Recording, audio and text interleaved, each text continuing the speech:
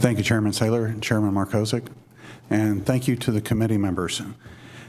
I want to thank all the committee members that have been actively probing into what is the executive branch has been doing in these last 3 weeks.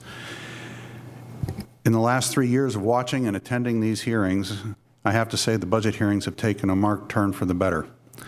The questions are more insightful, and I have to give credit to the appropriations staff as well for being responsive and providing excellent and relevant work product in response to members' requests. Last session, I expressed a number of concerns with the way the budget process was played out. So far this session, I'm pleased to see we're turning in the right direction. As I stated last session, the legislature are the sovereigns in this process. The role of the executive is as a manager. It is why they report to the legislature in these hearings. Unfortunately, over the past few decades, neither the legislature nor the executive appear to have approached these hearings with an attitude of the sovereign to servant relationship. It's interesting that with our state constitution, and contracts like the constitutions go back to Greek, Roman, and Hebrew law, and there's a thing called priority of place or first principles. The Pennsylvania Constitution is set up in such a way that the preamble gives glory to God, the creator of all civil and religious liberties. Then it goes on with the Declaration of Rights under Article 1. That is the Declaration of Rights of the people. Article 2 is the legislature. They are the sovereigns. They are over the law, which is the legislation, Article 3. The executive and the judiciary both fall under the law in those constitutions.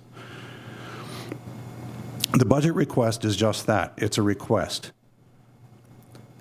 Historically, especially over the past few decades, that request from the executive has been to the legislature a request to continue all of the positions and programs that have been created in the past without much regard to whether those executive positions are benefiting themselves more than the Commonwealth, or the programs are wasting resources that would be better utilized elsewhere.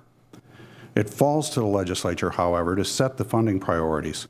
The only way the legislature can effectively do this is to take whatever time is necessary, ask whatever questions are necessary, investigate the expenditures and the requests, and to hold the people to account when they fail in their responsibilities or fail to accurately report or even dodge reporting altogether. We're not there yet, but the improvements thus far show that we're starting to make that turn. I applaud the chairman's changes to the schedule to allow serious probing into the larger and more problematic departments.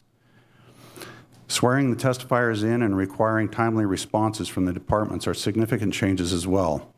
I'm proud of the members who've taken advantages of the opportunities the chairman has provided. Chairman, I would like to use this opportunity to restate a few things that I believe will provide the people of the Commonwealth the government they deserve. The Commonwealth has over 200 funds that it manages. Fund number 1 has appropriation lines that go back to 1989.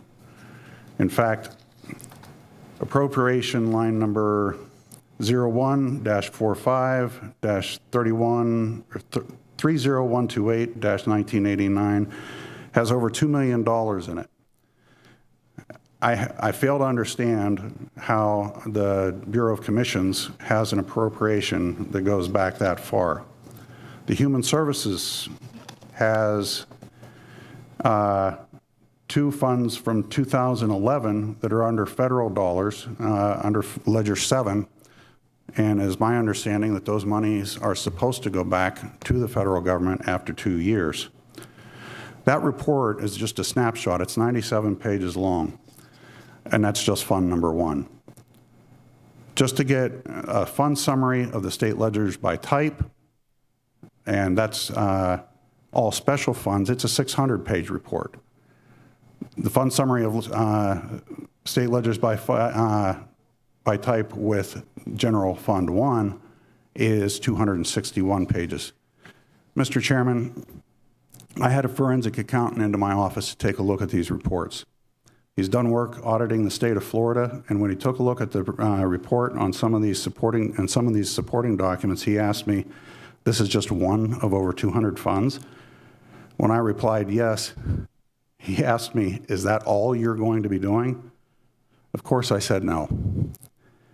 But then he stated, this is going to take a team of accountants years to sort out. I see I'm going to have to wrap up. Mr. Chairman, I do want to thank, again, the committees and the members. We do need to start stepping forward. We do need to do a better job of holding the executive accountable, and we have to find a way to get into these funds, take a look at these line items, and I will again call for a forensic audit of each of these funds. I know we can't do all of them at once, but we need to take a bite at a time out of that. I thank again the committee and for your indulgence.